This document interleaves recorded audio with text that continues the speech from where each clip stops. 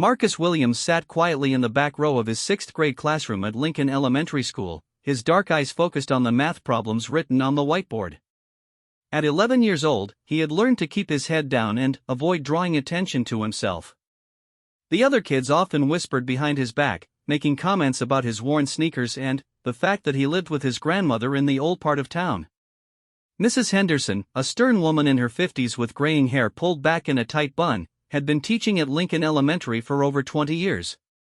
She had seen all types of students come and go, but something about Marcus irritated her. Maybe it was the way he sometimes stared out the window during lessons, or how he occasionally corrected her when she made small mistakes during math class.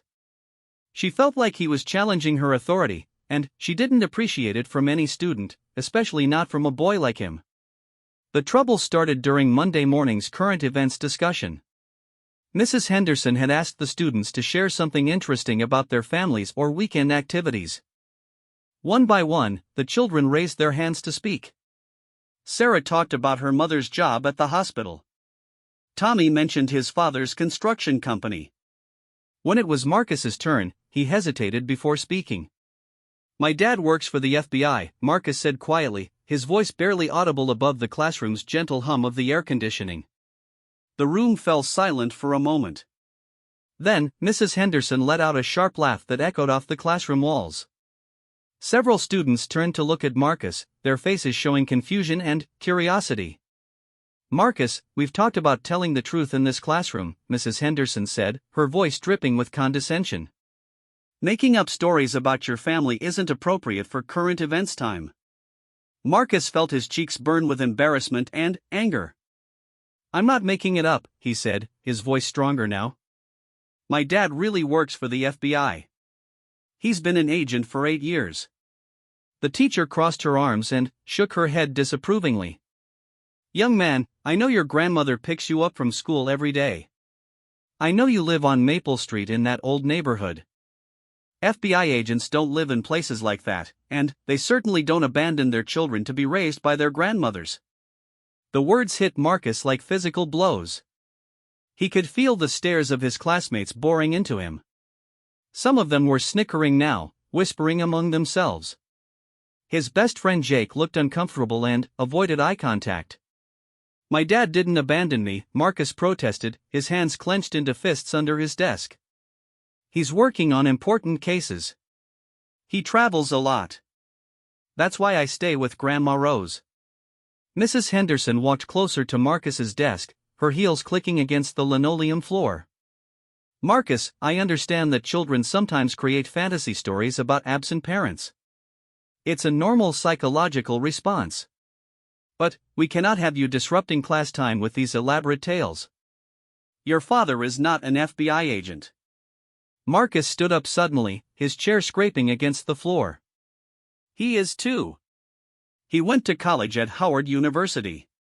He graduated from the FBI Academy in Quantico, Virginia. He specializes in cybercrime and financial fraud investigations. Just because you don't believe me doesn't mean I'm lying." The detailed response surprised Mrs. Henderson for a moment, but she quickly recovered her composure. "Sit down this instant," she commanded. "You're being disrespectful and disruptive. I don't know where you learned these details, but pretending your father has such an important job is not helping anyone."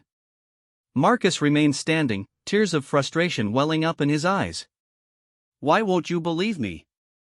Why does everyone think I'm lying just because I live with my grandmother?" "Because," Mrs. Henderson said coldly, "FBI agents are educated, professional people. They don't come from neighborhoods like yours, and they don't have children who dress like you do or act the way you act. Now sit down before I send you to the principal's office." The classroom was completely silent now. Even the usual troublemakers had stopped their fidgeting to watch the confrontation unfold. Marcus looked around at his classmates' faces, seeing mixtures of pity, curiosity, and judgment. He felt more alone than he ever had before. "You don't know anything about my dad," Marcus whispered, his voice breaking slightly.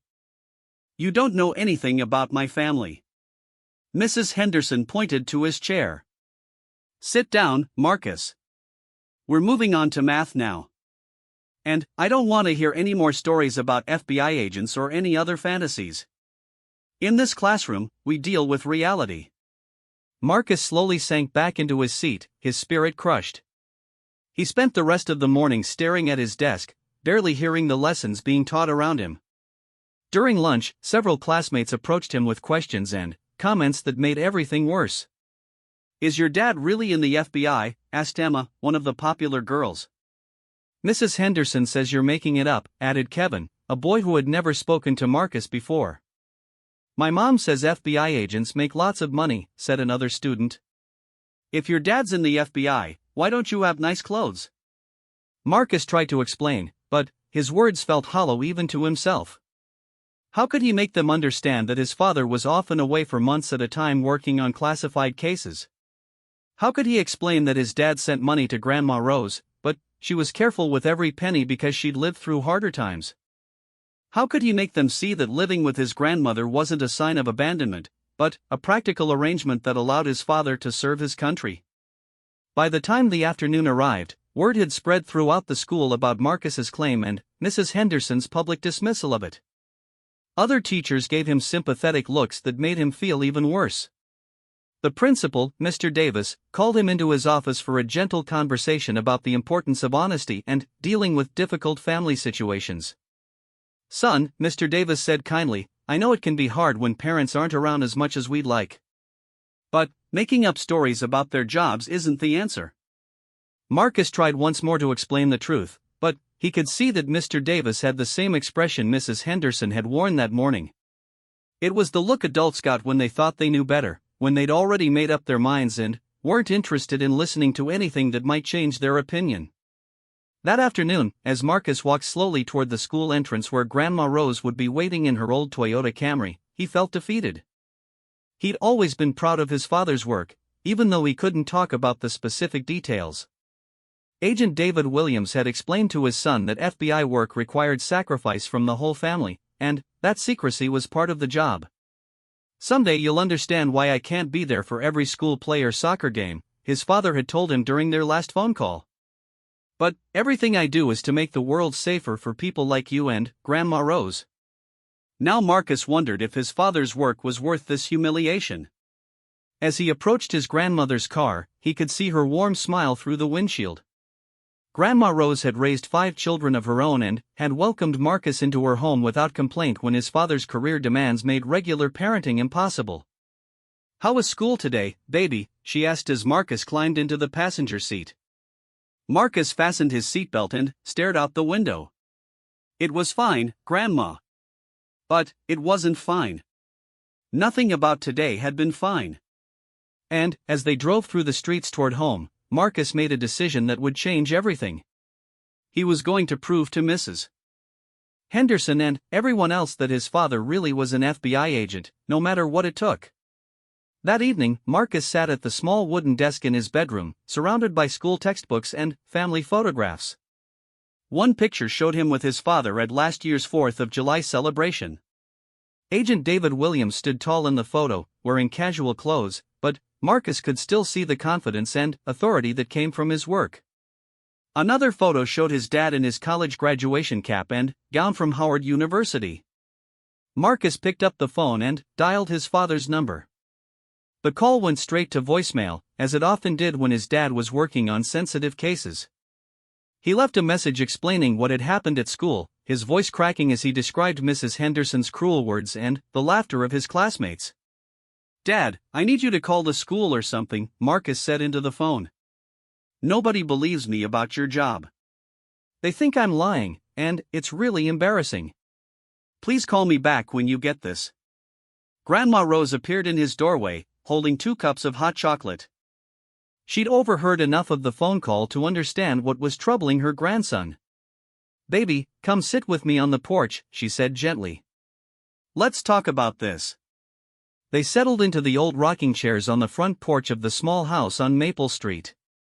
The neighborhood was quiet except for the occasional car passing by and the sound of children playing in a nearby yard. "Your teacher hurt your feelings today," Grandma Rose said, wrapping a blanket around Marcus's shoulders. "She made me look like a fool in front of everyone," Marcus replied, his voice thick with emotion. She acted like I was some kind of pathetic kid making up stories to seem important. Some people have a hard time believing in possibilities they haven't seen before, his grandmother said wisely. Your teacher looks at this neighborhood, looks at our little house, and thinks she knows our whole story. But why? Marcus asked. Why can't she believe that someone like Dad could come from somewhere like this? Grandma Rose was quiet for a long moment, choosing her words carefully. Sometimes people make assumptions based on what they see on the outside. They think success and important jobs only belong to certain types of people who live in certain places. But that's not how the world really works. Dad grew up here too, didn't he? Marcus asked. Right here in this house, Grandma Rose confirmed. Your daddy was just as smart and determined when he was your age as he is now. But he faced the same kinds of doubts from teachers and other people who couldn't see past their own limited thinking. Marcus spent a restless night thinking about everything his grandmother had said. The next morning at school, the whispers and stares continued. During recess, a group of older students approached him with mocking questions about his FBI agent daddy. Mrs. Henderson seemed satisfied that her public correction had put an end to Marcus's storytelling. But Marcus wasn't giving up. During computer class that afternoon, he began researching everything he could about the FBI Academy at Quantico. He printed out pages of information about training requirements, educational qualifications, and the different types of cases FBI agents handled. He wanted to be prepared with facts when his father finally called back. Wednesday passed without word from Agent Williams. Marcus knew his father sometimes couldn't contact home for days or even weeks when working on critical investigations, but the timing felt especially cruel now. During English class, Mrs. Henderson assigned a creative writing project about family traditions. I want everyone to write about real family experiences, she announced, looking directly at Marcus. Remember, the best stories come from truth, not imagination. Marcus felt his face burn with renewed anger and embarrassment. Several students glanced in his direction, and he could see some of them suppressing smiles. It was clear that Mrs. Henderson was still trying to teach him a lesson about honesty. That afternoon, Marcus made a desperate decision. Instead of going straight home after school, he walked to the local library and used their computer to send an email to the FBI's Public Information Office. He explained his situation and asked if they could somehow verify his father's employment without revealing classified information. I just need someone to tell my teacher that FBI agents can come from regular neighborhoods and that not all of them are rich, Marcus typed. My dad has always taught me to be proud of what he does, but now I feel like I should be ashamed instead. He hit send before he could change his mind, knowing it was probably a hopeless gesture. The FBI likely received thousands of emails from curious citizens every day. Why would they care about one kid's school problem? Thursday brought new humiliation when Marcus's English teacher, Mr. Roberts, asked students to share their family tradition essays with the class. Marcus had written honestly about his father's work and the sacrifices their family made for his career in law enforcement. When Marcus finished reading his essay, Mr. Roberts frowned thoughtfully. Marcus, this is very creative, but the assignment was about real family traditions. Perhaps you could write about something you actually do with your grandmother instead. The assumption that he was still making up stories about his father felt like a punch to the stomach. Marcus gathered his papers and returned to his seat, feeling the weight of his classmates' pitying stares. During lunch that day, Marcus sat alone at a table in the corner of the cafeteria. He was picking at his sandwich when Jake, his former best friend, approached hesitantly. Hey, Marcus, Jake said, sitting down across from him. My mom asked me to invite you over for dinner on Saturday. Marcus looked up suspiciously. Why? She feels bad about what's been happening at school, Jake admitted. She thinks Mrs. Henderson was too harsh with you, even if you were making stuff up. I wasn't making anything up, Marcus said firmly. Jake shifted uncomfortably in his seat. Look, man, it's okay. My mom says lots of kids create stories about their parents when they're not around much. She says it doesn't make you a bad person. Marcus pushed his lunch tray away, his appetite completely gone. Even his best friend's family thought he was a troubled kid who invented elaborate lies about his absent father. The sympathy somehow felt worse than the outright mockery from other students. That evening, Marcus tried calling his father again. This time, the phone rang several times before going to voicemail. Marcus left another message, his voice more desperate now. "Dad, please call me back. I really need you to talk to someone at my school. It's been 3 days, and everyone thinks I'm a liar. I printed out all this stuff about the FBI Academy, but nobody cares about facts. They just look at me and decide I'm not the kind of person who could have a dad in the FBI." After hanging up, Marcus went to his room and pulled out a shoebox from under his bed. Inside were letters and postcards his father had sent over the years from his various assignments. There were photos from FBI training exercises, official documents with government seals, and even a few pieces of FBI merchandise his dad had given him. Marcus spread everything out on his bed, studying each item carefully. His father had always been careful not to share classified information, but these personal mementos clearly showed his connection to the FBI. The problem was that Marcus had been taught never to bring these things to school because they might contain sensitive information. As he examined a photo of his father with other FBI agents at a training facility, Marcus realized he was facing an impossible choice. He could continue to endure the humiliation and doubt, or he could risk his father's anger by bringing proof to school without permission. Friday morning arrived with a cold rain that matched Marcus's mood perfectly. As he walked into Mrs. Henderson's classroom, he made his final decision. In his backpack, carefully wrapped in plastic, were 3 items that would prove his father's identity: an official FBI Academy graduation photo, a letter on FBI letterhead, and a conference badge from a law enforcement summit. Marcus spent the morning classes in nervous anticipation.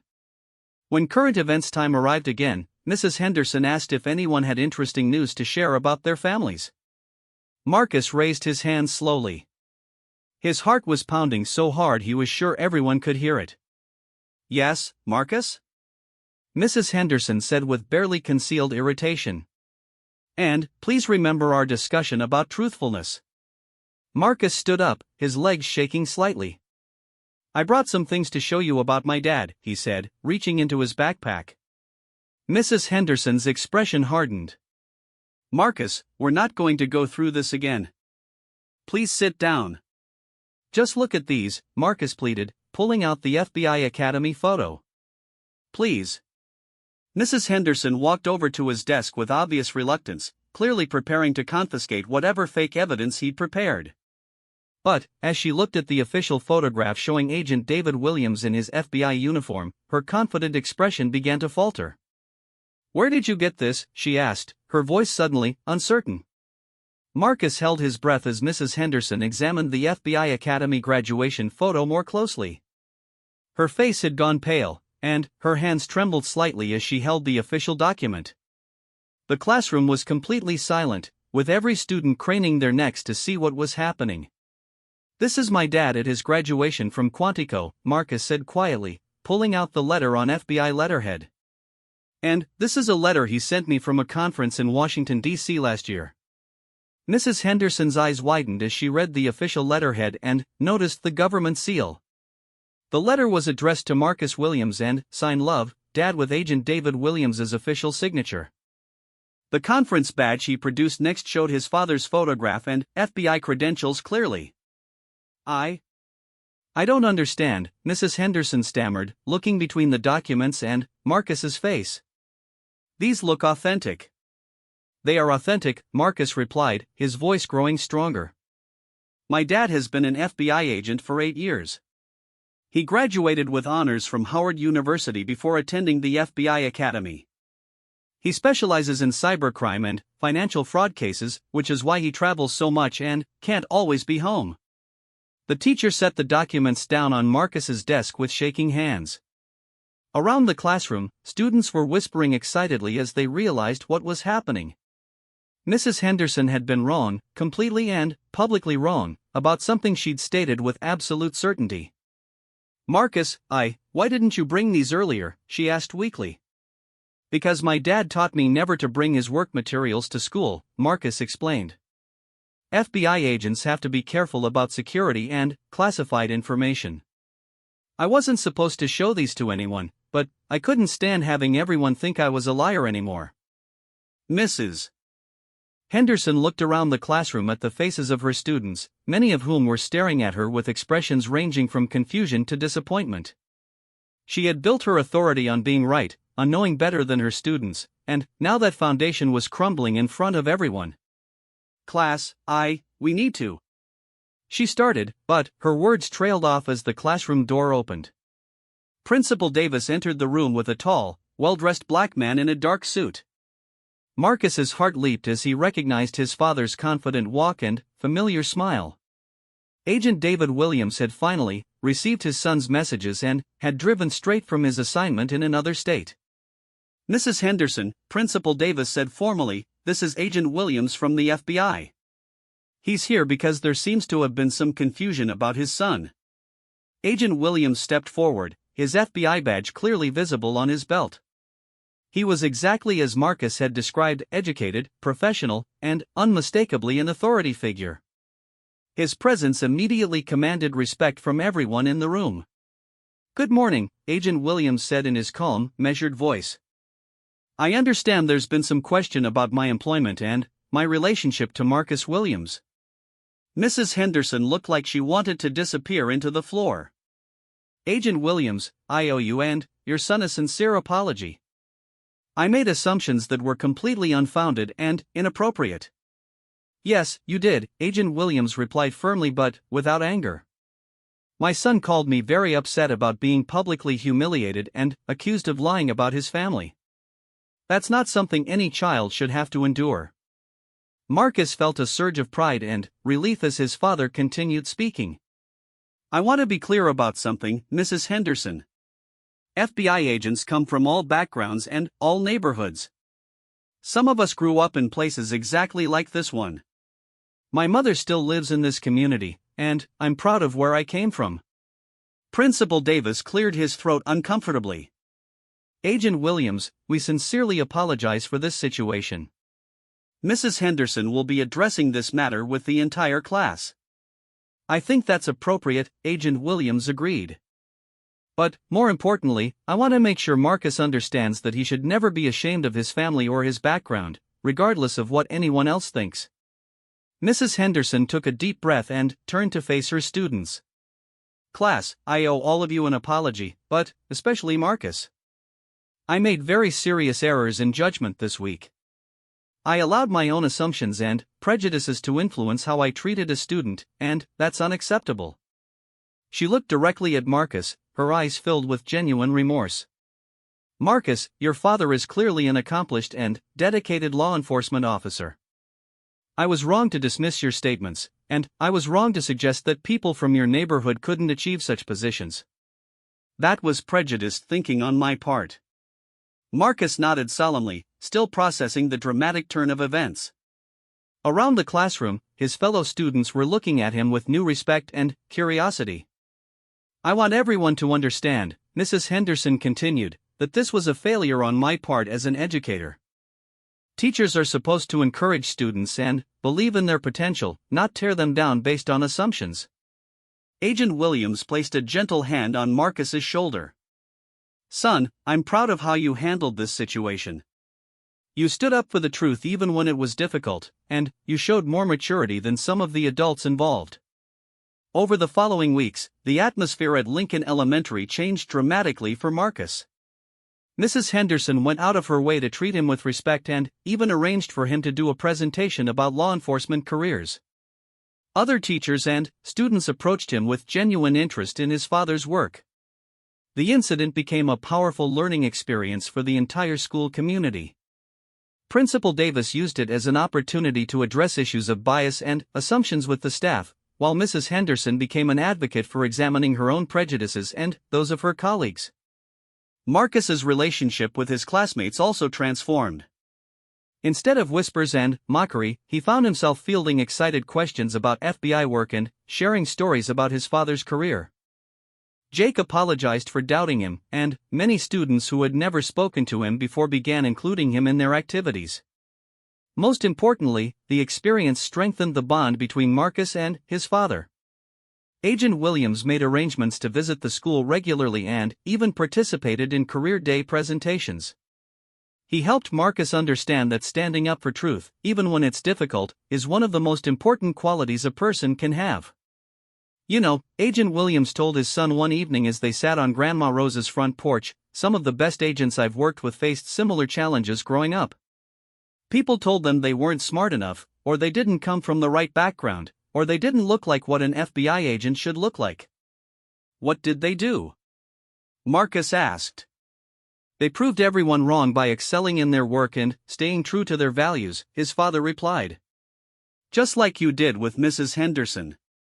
Mrs. Henderson herself underwent a profound personal transformation following the incident. She enrolled in cultural sensitivity training and began examining her teaching methods more carefully. She reached out to Marcus's family to express her gratitude for the learning experience and even became a mentor figure for Marcus in his remaining years at Lincoln Elementary. Years later, when Marcus graduated as valedictorian from Lincoln Elementary, Mrs. Henderson was in the audience cheering loudly for his achievement. In his graduation speech, Marcus spoke about the importance of believing in people's potential regardless of their background or circumstances. Sometimes the most important thing a teacher can do, Marcus said from the podium, is admit when they're wrong and learn from their mistakes. That takes real courage, and I'm grateful to have learned that lesson. The experience at Lincoln Elementary became a defining moment in Marcus's life. It taught him resilience, the value of standing up for truth, and the importance of not letting others' limited thinking define his potential. Most importantly, it showed him that respect is earned through character and achievement, not through conforming to others' expectations. As Marcus continued his education and eventually followed in his father's footsteps toward a career in law enforcement, he carried with him the memory of that difficult week when a teacher's prejudice was overcome by truth, dignity, and the courage to stand up for what's right.